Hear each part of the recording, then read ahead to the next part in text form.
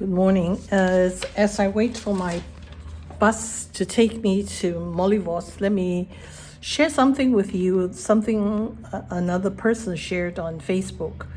It's an excerpt of a writing from C.S. Lewis, and it's called On Living in an Atomic Age. During his time, when the atomic bomb was invented, everybody had fears of an atomic accident and in this way die from it. So what did he say? In one way, we think a great deal too much of the atomic bomb. How are we to live in an atomic age? I'm tempted to reply, why? As we would have lived in the 16th century, when the plague visits London almost every year, or as you would have lived in an atomic age. As you would have lived in a Viking age, when raiders from Scandinavia might land and cut your throat every night. Or indeed, as you are already living in an age of cancer, an age of syphilis, an age of paralysis, an age of air raids, an age of railway accidents, an age of motor accidents. In other words, do not let us begin by exaggerating the novelty of our situation. Believe me, dear sir or madam, you and all whom you love were already sentenced to death before the atomic bomb was invented. And quite a high percentage of us are going to die in unpleasant ways. We have indeed one very great advantage over our ancestors: anesthetics and also painkillers, so that when we are dying of terminal cancer, there is some mitigation of the pain. But we have that still, indeed.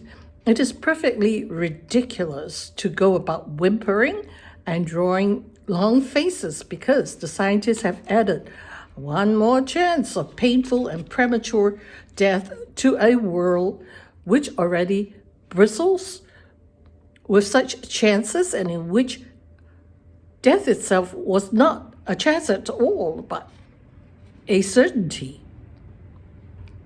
This is the first point to be made. And the first action is to be taken is to pull ourselves together. If we are all going to be destroyed by an atomic bomb, and in our case by a novelty coronavirus,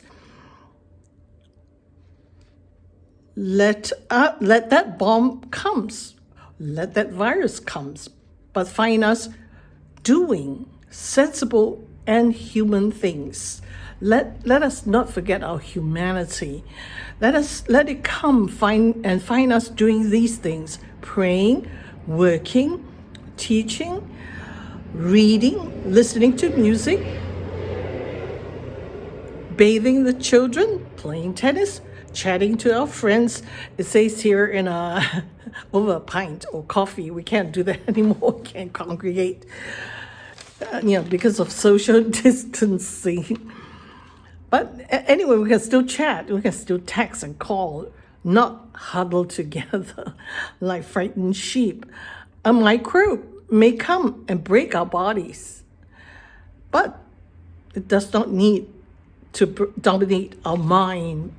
And as I hope I leave this with you, even as I continue my travel here, friends have been saying, be safe, be safe. My greatest danger and discomfort is, as the last few days, people have been looking at me differently in Greece. I was, the bus ticket seller was very rude. And there was an old lady. As I was wandering around the neighborhood looking at the beautiful old buildings, she opened her window and yelled at me, and she was signing the cross. And I did that too. I said, "Madam, I'm not I'm American."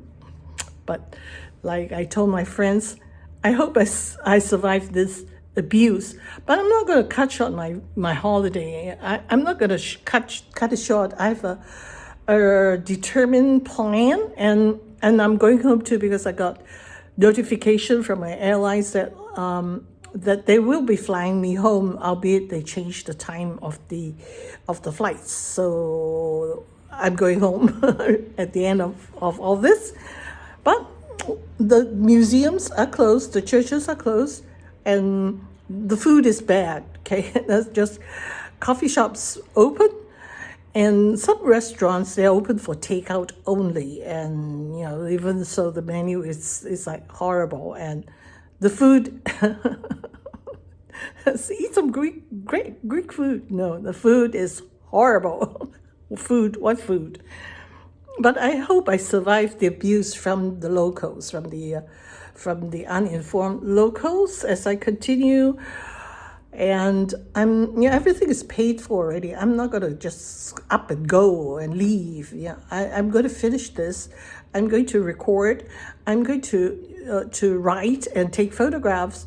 Nature is open. Guess what? That's why I'm here to do nature walks, to get out of my room, get out of the city. I'm here to escape people anyway. If I want people and their attitudes, I'd stay at home. Anyway, I hope this has encouraged you. All through history, there's always been some danger, and here's another one. So, what did they do then? The same thing we're going to do now. Be humans, to still continue to keep our humanity and not forget that even without another virus or another threat, we're destined to die too. The minute we take our first breath, we know that eventually, however long it is, we will take our last. So in the meantime, as we have still life and death, let us continue being humans. Let us continue being kind, and then let whatever harm comes, let it comes finding us praying and being humans and worshiping God and praying and trusting in whatever time we have on this earth, that we will use it wisely to propagate his kingdom here on earth. And I'll check in with you again.